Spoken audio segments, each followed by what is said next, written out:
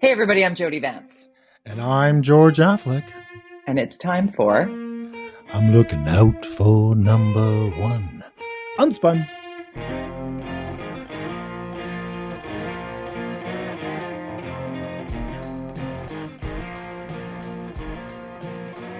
Number one. Who's going to be number one in the male race in Vancouver? Maybe everybody. Maybe. Oh my gosh, it's so crowded. George, your birthday, October 15th, 2022. It is election day, municipal election day. Everybody's going to vote, right? Not just 30% of people. Well, it depends. It's early days. It depends how angry people get. But this poll shows that nobody's going to vote. So it's like 40. I mean, this poll is highly skewed and it was done by one of the candidates, clearly. For those people who didn't see this poll, it pretty much, it's anybody's game because there was like everybody's kind of clumped around 10 to 20%, for mayor in Vancouver. And then there was 40% undecided. So 40. That's huge. That's huge. Either that's a really crappy poll or, wow, people are not inspired by any of these people running for mayor. So I've been filling in on the radio as we do. Mm-hmm. And that poll, I found that poll in Business in Vancouver. And so I called up my good friend and former colleague, Kirk LaPointe, who is like the editor-in-chief of that joint. Former mayoral candidate, right? In 2014, I ran with him. 2014, right? Yep. There you go. So he came in late in the race and came pretty close to becoming mayor. And then was it 2018? I'm getting my dates all messed up. When Ken Sim only lost by a few hundred votes. 900, I think. There you go. Right. And Shauna Sylvester garnered many more than what people thought she might. And that landed Kennedy-Stewart in the role he is currently in, chief letter writer and press releaser. Good one. Am I wrong? No, it's nice. Good. I feel like I'm yelling from the rooftops every week, so I'm being more subtle now. I'm just saying, you know what? Strongly worded letters. That'll change things. So then when something happens, he takes credit for it and puts a press release out. That's good. Even though he had nothing to do with it. Anyways, that's standard politics. So I had Kirk LaPointe. On the radio. So I wanted to share with you that he reiterated many things that you've taught me here on UnSpunPodcast, by the way. Yes.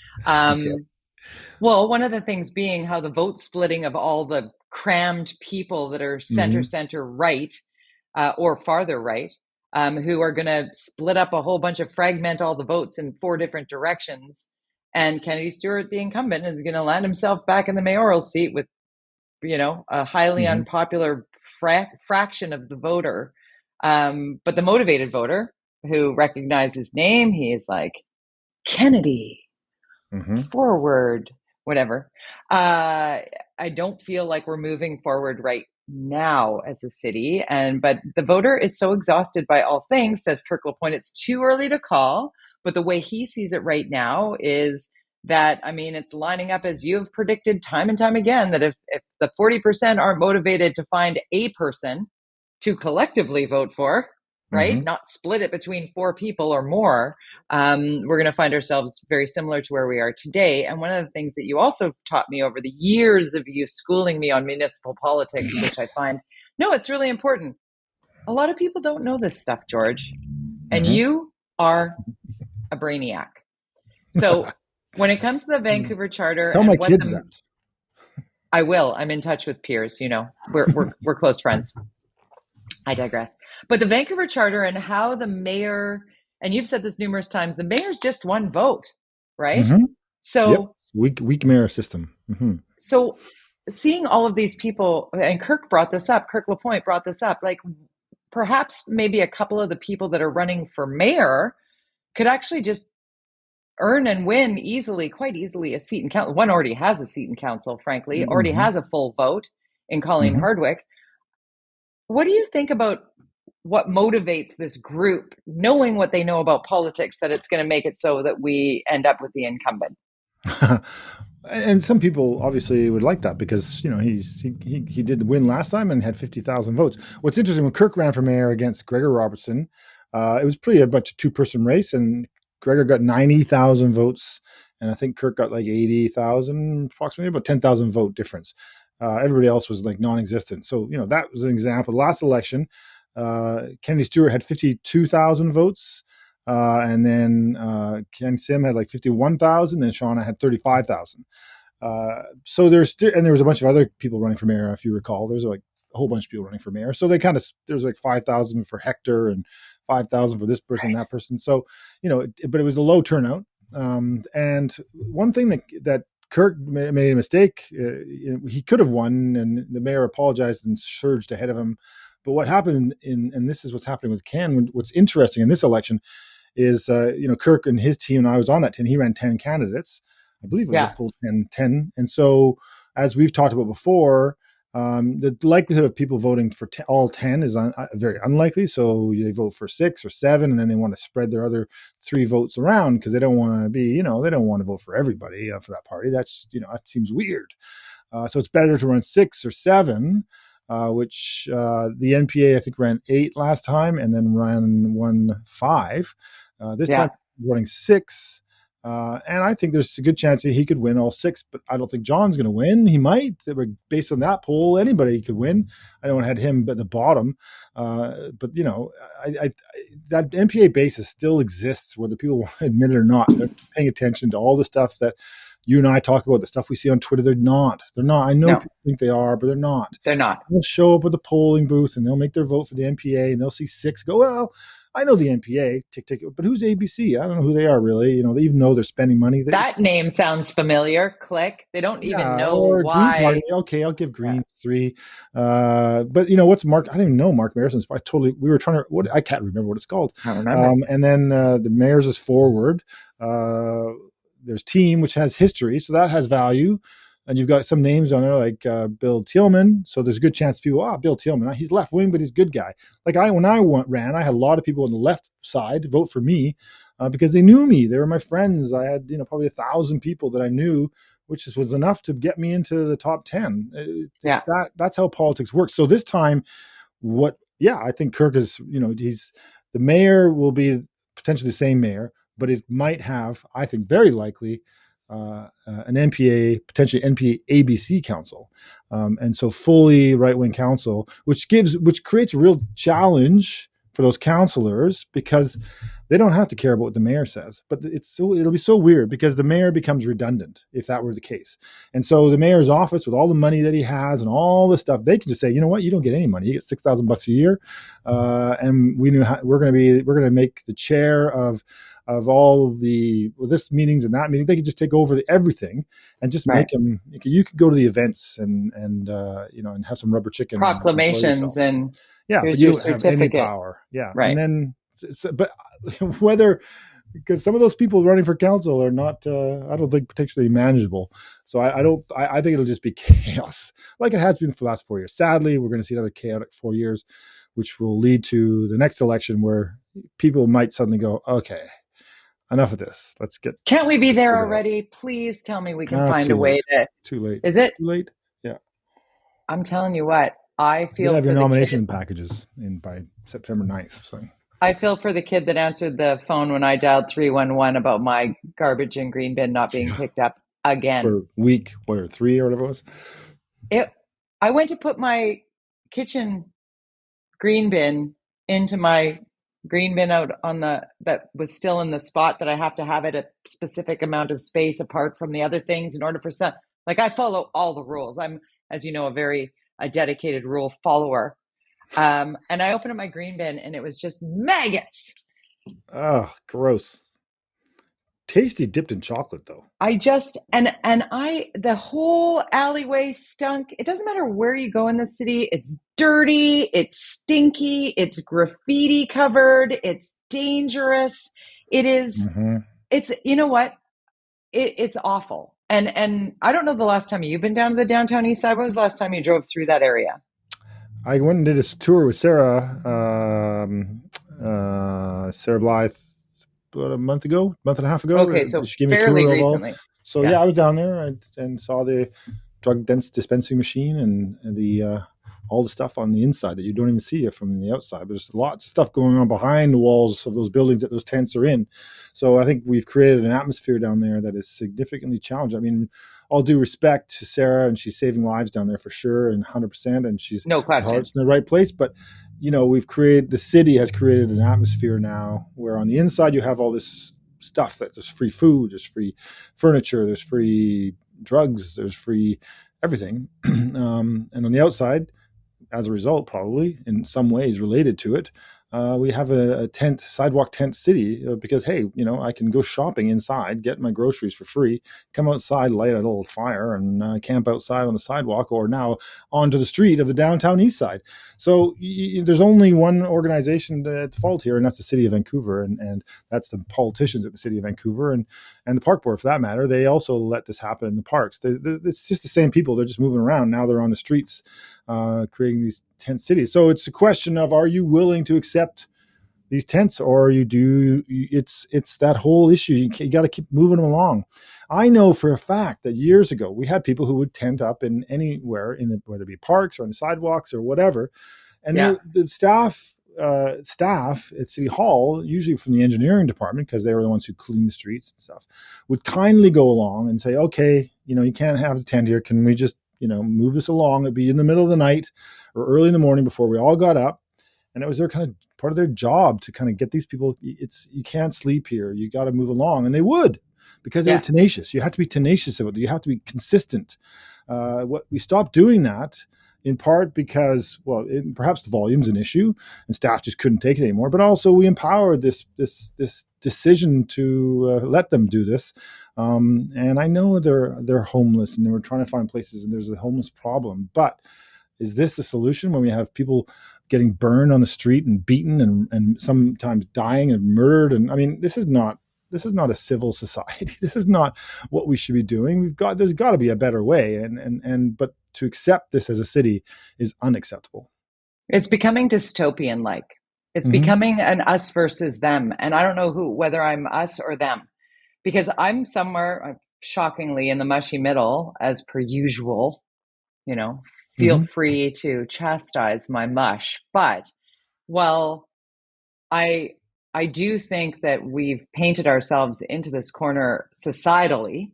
And the years of the SROs, it was 181 episodes ago that we were talking about Oppenheimer Park, and you laid down in our very first episode of Unspun Podcast, like, is it gonna take someone dying here? Well, we're long past that now. I will point out, by the way, I wrote a column and I said that the tents would be the mayor's Achilles heel. And people were, the tents in the parks kind of went away, and I got people mocking me for saying, it's not an issue anymore, George. They've gone away now. Well, it has become the hot topic again, these tents. And so I believe this is the issue that will potentially be the mayor's downfall. And he sent out a press release today saying basically they can't do anything. And they won't do anything until they get housing for all these people, which is, basically, it's shockingly someone else's fault, George. Yeah, shockingly. Pushes it down. So the problem is we've got to find housing, buy some more hotels that we need for tourists in a tourist city that are now, and so the housing is the issue. But if you have read, I know that people get mad at me about this one, San Francisco. Steven Schellenberg, it's a book. He wrote it. It's about San Francisco, who basically are about 10 years ahead of us on this kind of what's going on, what we're seeing here, and decisions made. His focus is, and he was going to run as an independent in the governor race in California. He dropped out a few weeks ago. But his point is that it's actually the liberals side of the spectrum that have allowed this to happen because they don't want to hurt anybody's feelings and they're worried about this and that attitude, which I always bring up. He brought this up in his book. The cuts to psychotherapy and institutionalization, which we ended in the early 90s, and the cuts to housing funding. Exact same formula in the United States as we saw in Canada. Almost every Western country did the same thing in the early 90s. It's like this perfect storm of housing being cut, funding being cut, psychological and psychotherapy and psycho everything, how these institutions, all mental this wellness taken away, mental health, all that stuff being taken away, along with this consistent unwillingness by politicians to be a bit tough and afraid to be tough. And in Vancouver, it is tough to be tough as a politician because you probably will lose, not win an election, because we are a very liberal city. Until it creeps into your neighborhood, right? Until it does touch Shaughnessy, until it does touch Dunbar, until it gets into Chip Wilson's front yard. Chip Wilson injecting a big bunch of money into politics and kind of a... Yes. I'm like, well, good thing we got money out of politics, 380 grand going in like prosperity, blah, blah, blah. I'm like, what? It's called a super PAC. I predicted it would happen when we did the election finance reform. I said in 17, I said this election finance reform, which I supported municipal election finance reform. But this formula that they came up with and pushed through, there were many things wrong with it. And actually, I had a letter that I wrote along with Andrew Reimer and Adrian Carr. All three parties in the council at the time wrote letters saying, here are the problems with that policy. That was one of them. We said this gives the opportunity for super PACs to be created who will, much like in America, outside, invisible money, opaque, not able to see where that cash is coming from. So it's happening. It's no surprise. There were some smaller ones in the last election. But what we've set up with here is probably what they should do. The simple solution is to raise the amount to donate. It's not $1,200. They should make it $10,000, or then you can see who wants to give $10,000, and you can judge the people for that. Go, well, you get $10,000, Chip Wilson. You must, how dare you? Yeah. Well, you're protecting your interests as somebody who is an elite, right? Mm-hmm. There's protectionist of what works for them as opposed to what works perhaps for the greater good in the community, because having this, divide between the haves and the have-nots is just not working, and it's permeating, as I said, into neighborhoods and schools. We talked a lot about school liaison officers being removed because we don't want police. I mean, I know we don't, and now we have significant violence in areas of this city that is teens. Like, did you hear about the story after the fireworks on last Saturday? Happened around midnight. I saw it on Global. I actually interviewed Tanya Byzantine, the media relations officer for the VPD, on this because I couldn't believe what I was hearing from the victim. Here's a grown man with his buddy, two able-bodied young men who were walking back from the beach. They were at 7th and Maple, 3rd and Maple. So right down in Kitsilano, right? Places I've walked my whole entire life, never worried for a second. Coming back from working in the bars all night, 3 o'clock in the morning, I'm walking down there by myself. And here are these guys at midnight on 12:30 on a Saturday, who a group of 6, they said 5 or 6, 13 and 14-year-old hooded and masked teenagers bear sprayed them and mugged them, robbed them. And a couple of them were more engaged than the others. And I'm telling you, George, the VPD know about this one and the other one that happened near the 7-Eleven at 10th and Alma. Another part of the world that I grew up in, down at the end of West Broadway and Collingwood there. That's where my grandparents used to live. It's like, this is the neighborhood. I've been around here. This doesn't typically happen here. And all of a sudden, it's happening way more often. The woman got punched in the face 7 times. She was all bloodied and bruised, but she got rolled. She got her purse was stolen, her phone was taken, whatever. Again, teenagers. Now, those are the ones that have been reported to police. Being in this neighborhood, I'm hearing way more. The bear spray issue is massive. And again, Port Coquitlam, God bless Brad West, they're talking about pulling bear spray from convenience stores. Like, what's bear spray doing in convenience stores first and foremost? I mean, hello, right? No. For starters, but having to be an adult to get it. But some parents, this is what I understand, because I spoke with Doug. No, I can't remember his last name. He's the safety representative at City Hall in Poco. He was great on the subject. I'm so sorry, I'm blanking on his name. But he was saying, some parents are buying this to arm their children against attack, not knowing that their children might be using it in ways like we've lost some plots here. There are conversations that need to happen. The gun culture in America, right? Thank you for hearing me. Thank you. And we're so disengaged and we're like, whatever, not my little Johnny. I mean, I'm having these conversations with my 14-year-old around the table and I'm like, because I'm like, do you hear about this? And he's like, not only do we hear about that, but we also hear about getting axed. Are you familiar with getting axed? No, but it sounds horrible. You know the spray, Axe? Oh yeah, That stinky, awful hairspray meets body every odor? teenage boy wears it. Yeah. Right. So that's used at parties. If you don't like somebody, you spray them in the face with Axe. Oh, What are we the doing? blind What are and we doing?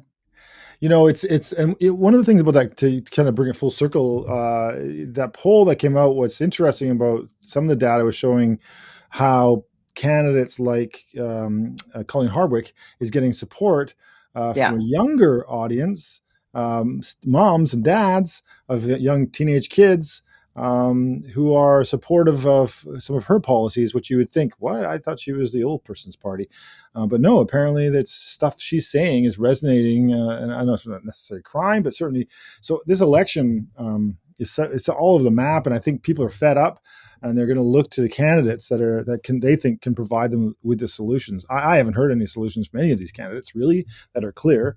I look forward to hearing those over the next 2 months, but we'll see. But we talked last week about the park board flip flop from Ken Sim and yeah, seeing his interview with Justin McElroy. Did you see that? no, The discussion. So when Justin McElroy was saying, okay, well, you're kind of changing your tune on this. I'm paraphrasing now. But it's like, the public consultation that went awry on this mobility study. My air quotes are up if you're just listening to this and not watching the podcast, because public consultation anyway. But Ken Sim basically said, oh, we're just not going to do that. We're just not, once we take over park board, we're not going to do public hearings like this. We're not going to. And I was like, what? Hold on. What? Wait, what? Like there's,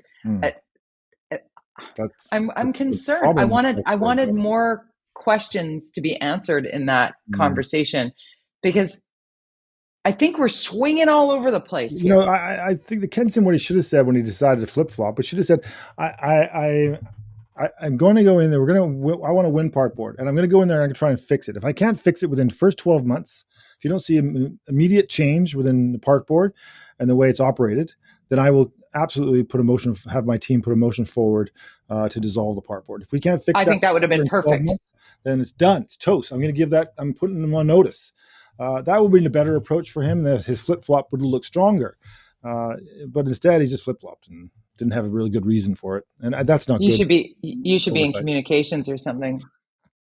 You're very smart. Hey, following you on social media is a blast, and staying up to speed on advice like that. And you also point, like I do, read this. You got to watch this on social media at George __ Affleck, at George_Affleck, because somebody took George Affleck. And so George Affleck needs an underscore. 9-year-old kid. I'll get him. Jared Nervit.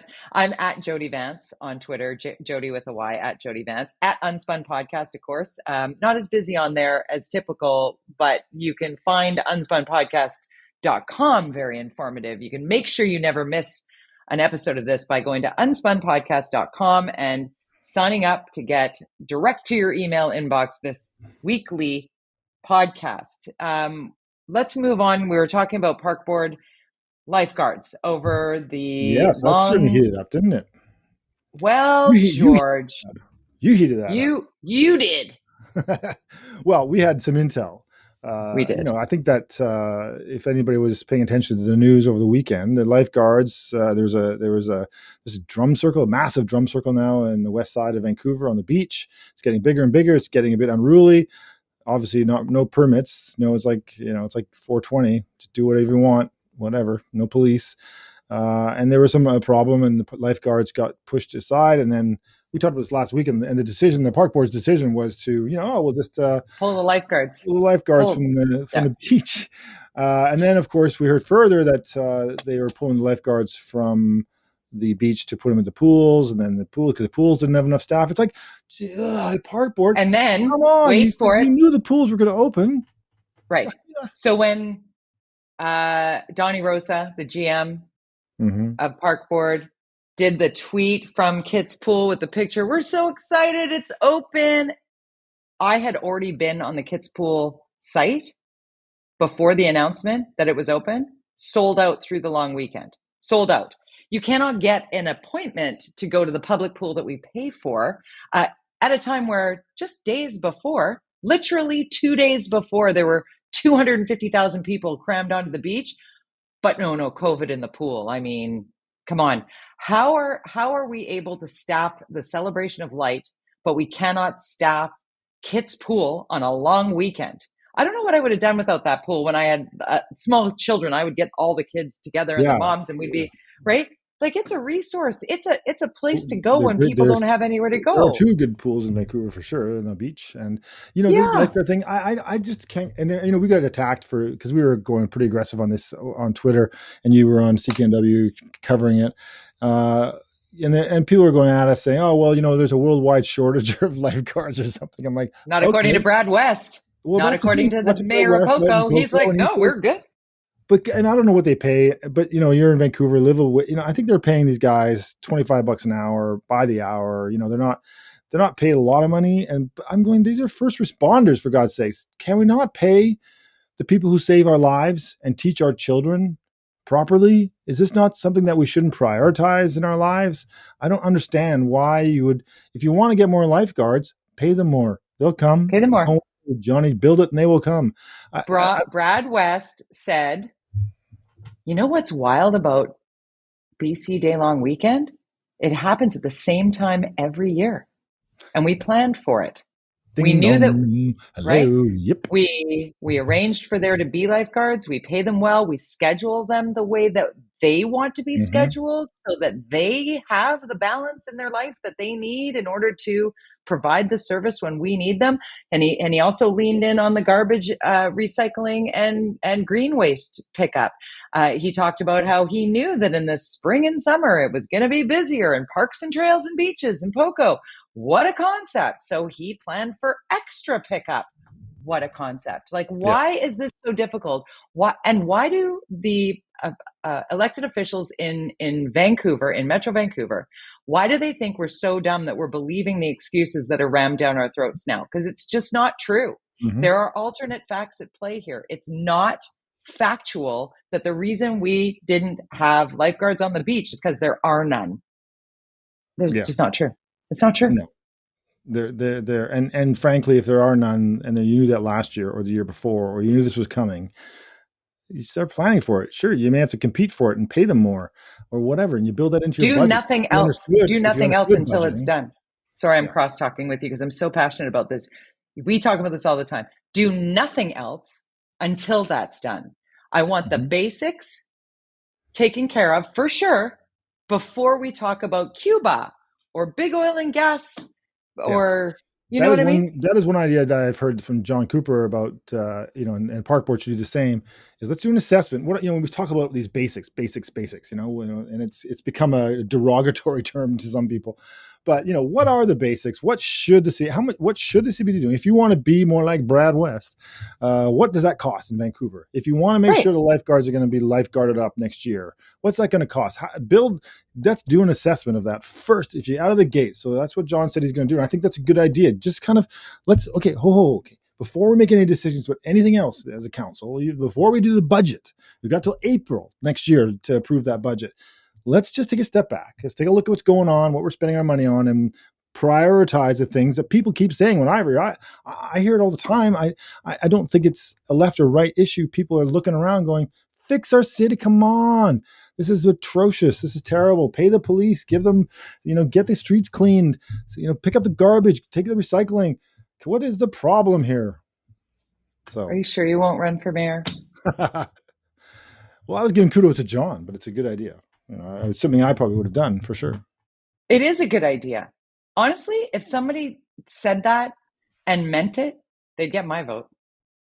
I really want the basics. One better say it louder, I guess. And let staff, go to staff and say, show us what we're doing.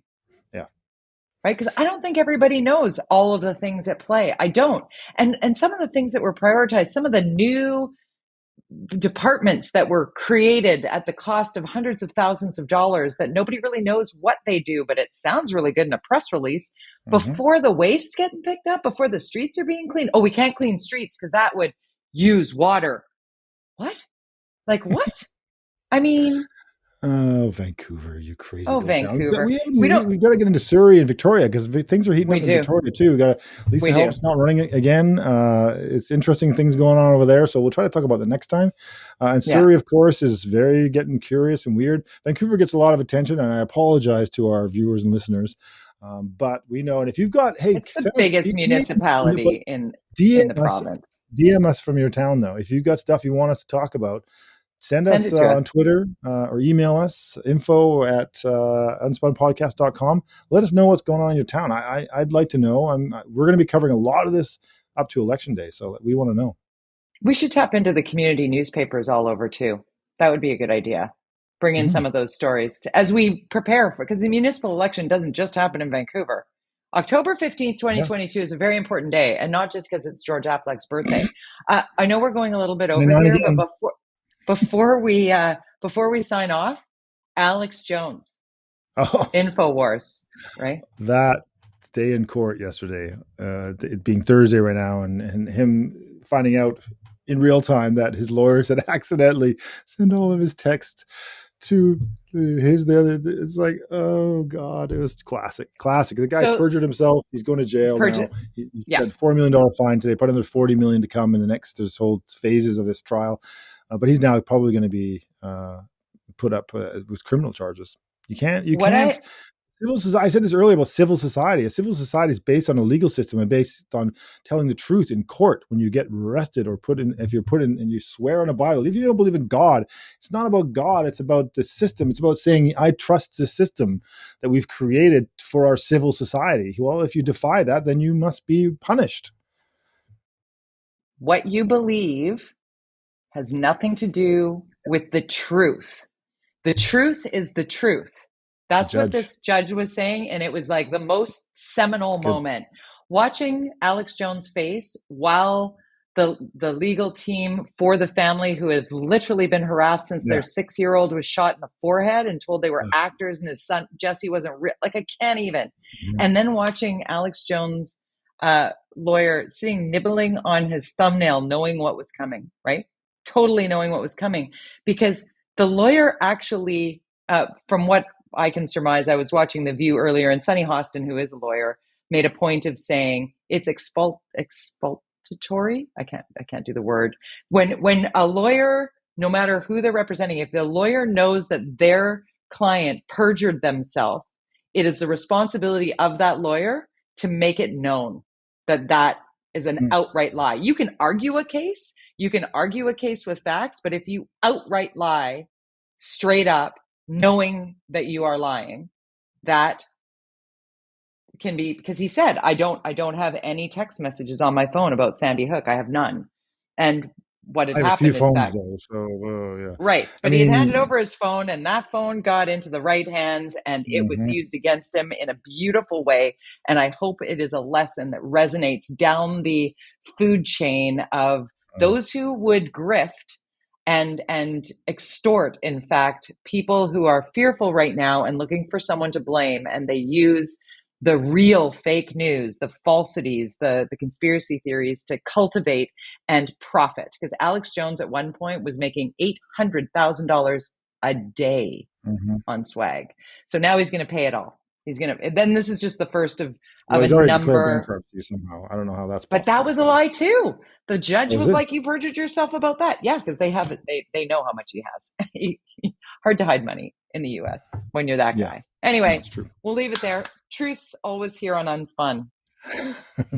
Yes, and good spin as well. To unspin of the spin. That's our goal, to clarify the world for you, I guess. George, are you there? Are you there? Oh, there you are. Clearing away the noise. That's it for us this week. See ya. Bye.